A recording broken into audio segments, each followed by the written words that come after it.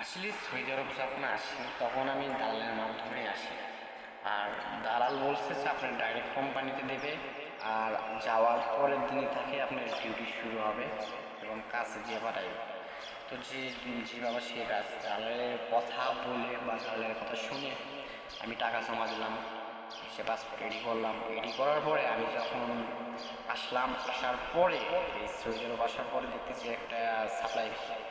আর আপনারা যারা বাংলাদেশ থেকে আসার জন্য প্রস্তুত নিয়ে নিয়েছেন, আসলে দালালের মাধ্যমে বা কোনো এজেন্টের মাধ্যমে আপনারা যারাই আসেন সবগুলোই সাপ্লাই হবে, সব সাপ্লাই বিষয় হবে, সব সাপ্লাই কোম্পানি। সব সাপ্লাই কোম্পানি হবে।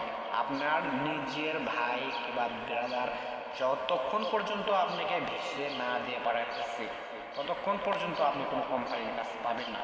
দালাল বা অন্য মাধ্যমে যার মাধ্যমে আসেন, দালাল হাজার বলুক যেটা আপনি কোম্পানির যাচ্ছেন, কিন্তু কোম্পানি না, আপনি ডাইরেক্ট আসবেন সাপ্লাই বিষয়ে।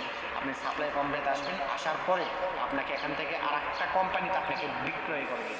এখন এই সাপ্লাই কোম্পানি আপনাকে 3500 বা 4000 রিয়াল দিয়ে বিক্রি করে দেওয়ার পরে আপনাকে বেতন ধরা দেবে 1200 বা 1000 টাকা বেতন ধরা দেবে।